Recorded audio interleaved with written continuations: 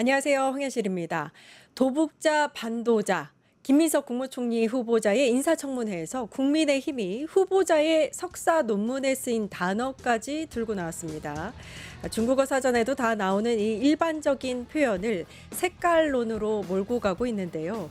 청문회가 사상 검증하라고 있는 자리는 아니죠. 지금 국민이 알고 싶은 건 국무총리로서 이 절체절명의 국가적 위기 속에서 대한민국을 정상화시킬 능력이 있느냐인 겁니다. 정쟁 말고 음해 말고 해법을 묻고 실력을 검증하시기 바랍니다. 계속 이런 식의 망신주기 정치를 하고 나면 국민은 이렇게 말할 겁니다. 정말 준비 안 된 건 후보자가 아니라 그걸 막고 있는 당신들이다. 6월 22일 끝장뉴스 시작합니다.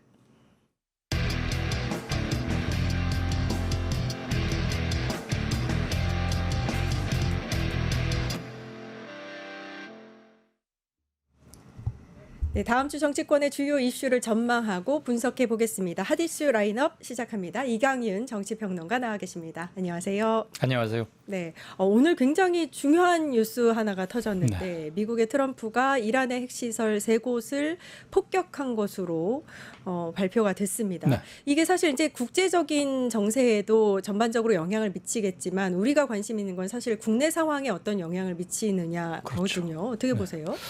미국의 트럼프가 이란 핵시설 3곳에 대해서 폭격 명령을 내렸고 작전은 성공적으로 끝났다. 뭐 이런 발표를 했어요.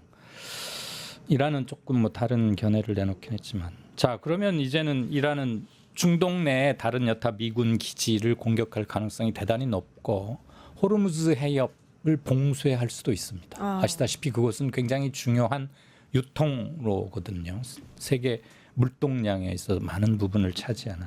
이렇게 된다면 국제 유가가 오를 것은 이미 그건 오르기 시작했고 세계 증시나 우리 증시도 긴밀히 연동돼 있으니까 영향을 받지 않을 수밖에 없지 않겠습니까? 지금 이재명 정부 출범 이래로 코스피 국내 증시가 모처럼 이렇게 활짝 폈는데 좀 악영향이 있을 수 있지 않을까 싶고, 만약에 이란 미국 간으로 확전이 되고 중동 전쟁이 곳곳에서 확산이 되면 장기화될 수밖에 없겠죠. 그러면 국제 경제는 물론이고 정치에도 좀 안 좋은 영향이 있겠다. 우리는 지금 새 정부 출범 초기이기 때문에 모든 것을 막 진용을 갖추고 이제 막 출발하려는 건데 우리의 경제의 대외 의존도는 굉장히 높은 것이고 이런 것들이 터지면 좋을 게 없죠. 대통령실은 일단 비상체제에 들어갔다. 긴밀 대응할 것이다.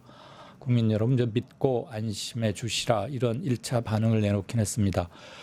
문제는 이란과 이스라엘과 미국 사이의 무력 확전의 강도가 어디까지 갈 것인가, 촉각을 곤두세울 수밖에 없겠습니다. 네, 말씀하신 대로 정부에서는 오늘 위성락 국가안보실장 주재로 긴급 안보 경제 상황 점검 회의를 열고 관련해서 긴급하게 논의를 했다고 전했습니다.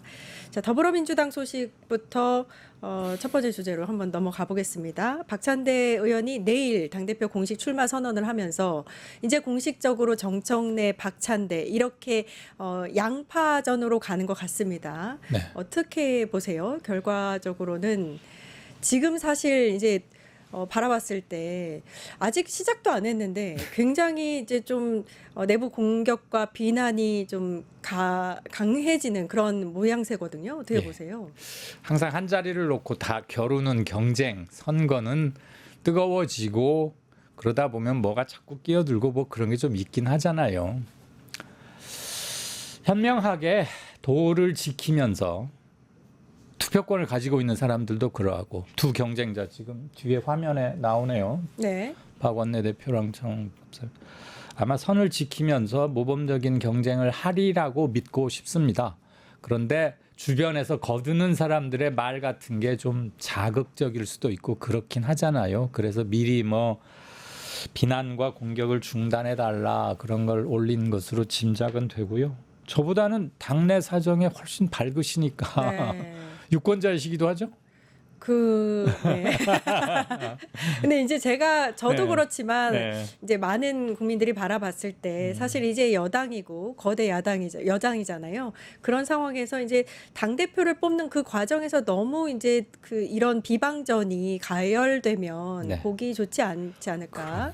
그리고 정치적 위상이 달라졌잖아요. 국정운영의 책임을 지고 있는 집권 여당이 됐고 공교롭게도 거의 지금 새 대통령 임기 시작과 민주당 당 대표 거의 뭐 일치하는 시점이니까 이재명 대표가 당 대표를 그만두고 후보가 됐고 대통령에 당선이 됐고 정부가 출범한 지 한 보름 그리고 이제 곧 민주당 새 진영 삼각 체제잖아요. 대통령실, 집권 여당, 행정부, 국무회의 쪽 정부 그 세 군데의 긴밀한 협조가 어느 때보다도 필요한 게 일단 계엄 내란 뭐라고 해야 됩니까? 수습 방안, 뭐 청소하는 방안 이런 거 확실히 해야 하는 한편에 이재명 표 공약 그 중에서도 가장 핵심적인 것 경기 살리는 것 힘든 사람들 한계 상황에 놓여 있는 것 바로 떠받쳐야 되잖아요.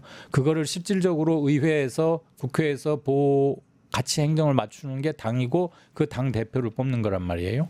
다행히 두 사람이 뭐 이재명 대통령과 오랫동안 같이 호흡을 맞춰 온 사람들이기 때문에 누가 되더라도 큰 무엇은 없으리라고 봅니다만 정해지는 과정에서 좀 품격 있고 다르구나. 예전 국힘처럼 뭐 윤석열이 어떻게 전화해가지고 누구 해 한동훈이 눌러 그래서 막 복잡했잖아요. 옛날에 김기현 의원이 당대표 될 때도 볼만했잖아요. 누구는 나오지 마라 그래가지고 용산 뜻이 어디에 가 있느냐 숨바꼭질이나 하고 있고 그걸 추측 보도하는 언론을 보는 우리도 얼마나 측은했습니까. 이제 모든 면에서 달라지는 것을 보여줘야 한다. 그래서 정권을 바꾸고 났더니 정상화되고 났더니 이런 게 이렇게 되는구나를 제발 좀 효능감 있게 느끼게 하자는 거죠. 그래야 지지 기반도 더 탄탄해지는 거 아니겠어요? 네. 에이 이거 뭐 똑같네 하는 짓들이 걔들이 그때나 지금이나 그러면 안 되겠죠. 민주당으로서의 품격을 좀 보였으면 좋겠다 이렇게 말씀하셨는데 사실 이제 정청래 의원이나 박찬대 의원이나 두 분 다 이제 찐명입니다. 그 부분에 대해서는 뭐 부인할 수 없을 것 같고 근데 약간 이제 정청래 의원은 강경하고 좀 전투적인 리더십, 그러니까 법사위원장 하면서 보였던 그런 모습들 때문에 그런 것 같고 박찬대 의원은 이제 탄핵 정국에서 원내를 굉장히 안정적으로 이끌었다. 그래서 안정적 리더십이 좀 특징인 것 같아요.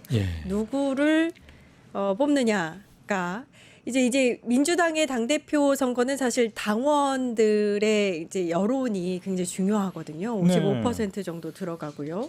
대의원이 15%, 여론조사가 30% 이렇게 들어가는데 어느 정도의 뭐 이제 결과를 예측하기는 힘들겠지만 어떻게 흘러갈지를 좀 예측하신다면.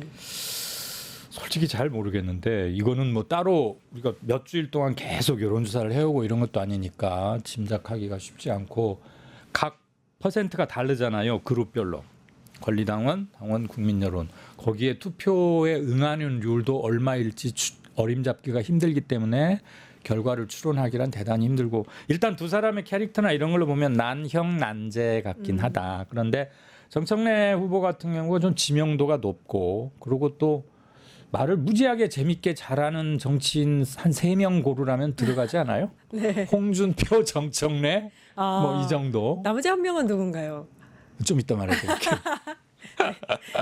그래서 지명도도 있고 또 오래전부터 이재명 바로 옆에서 정치인 이재명 바로 옆에서 그리고 이제 대통령이 된 뒤로는 일부러 약간 호흡 조절을 하는 게 느껴지긴 합니다만 두 사람의 2인 삼각관계 이런 건 우리가 익히 짐작할 수 있고 박찬대 의원 겸 원내대표 최근까지도 했는데 계엄 이후 특히 중요했던 6개월간 이재명 당대표와 함께 호흡을 맞추면서 원내 전략도 잘 했고 원외 병행도 이렇게 뭐 무난하게 해온 것 같고 그런 것 평가를 받긴 하는 것 같아요. 지명도에서는 조금 딸릴지 어떨지 모르지만 근데 유권자들이 다 당내 사람들이기 때문에 잘 알죠. 지명도는 별 의미가 없는 것 같아요. 전 국민 상대 투표는 아니니까. 뭐 이재명 대통령과의 궁합 이런 건 있어서 솔직히 두 사람 중에 누가 돼도 큰 문제는 뭐 별 차이는 없을 것 같아요. 그런데 정청래 후보가 먼저 뭐 출사표도 냈고 그러니까 모르겠습니다. 당원들 누구한테 네. 투표하실지. 여론조사가 일단 30%를 차지하기 때문에 네. 이 부분도 좀 봐야 될 것 같고요. 그렇긴 해요. 그런데 지금 사실 하루하루 굉장히 좀 양상이 강화되는 추세라고 할까요? 굉장히 관심도가 높기 때문에 그러겠죠.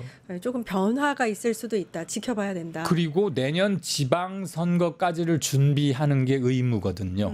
이번에 당대표가 되면 임기가 1년이잖아요. 네. 이번에는 특별히 2년이 아니고 1년 후면 6월이면 내년 6월에 지방선거를 해요.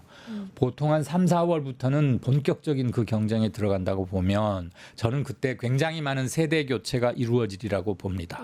왜냐하면 계엄이 우리 사회의 정치 대통령실의 주인 이거에만 영향을 미친 게 아니라 물론 정부 자체가 바뀌는 거지만 사회 전반적으로 옛날 것에서 조금이라도 문제가 있었던 것들은 싹 뜯어 고치자. 나쁜 관행은 고치자, 차제 이런 것들이 그러니까 사회 전 부문에 아주 큰 메가톤급 파도를 몰고 왔다. 변화의 파도. 그런 점에서 저 사람은 출마가 직업이야. 한 20년 전에도 어디 선거에 나왔어. 30년 전부터 나와서 한두 번 떨어지고 시장 선거, 의원 선거, 지사 선거 뭐 있을 때마다 벽보에다가 자기 사진 붙이는 게 직업이 되어 있는 사람들 그중에 한둘은 괜찮은 분도 있을 수 있겠지만 저렇게 계속 저러기만 하는 사람들 한번 바꿀 때도 된 거 아니냐. 그리고 세대 교체, 세력 교체와 함께 세대 교체 바람도 상당히 불 것 같고요. 그리고 여당의 변화에만 미치지 않습니다. 공천 막 경쟁에 들어가 보면 어느 한쪽에서 혁신적인 공천을 쭉 주도하면 다른 쪽에서도 따라올 수밖에 없어요. 이쪽은 AI로 무장한 파릇파릇한 신상을 내놓는데 저쪽은 구닥다리 다우다 입고 30년 전 거 물건에다가 페인트만 좀 바꿔서 내놓으면 팔리겠어요. 저쪽에도 반드시 영향을 미친다고요. 그래서 이번 당대표가 하는 일은 두 가지다.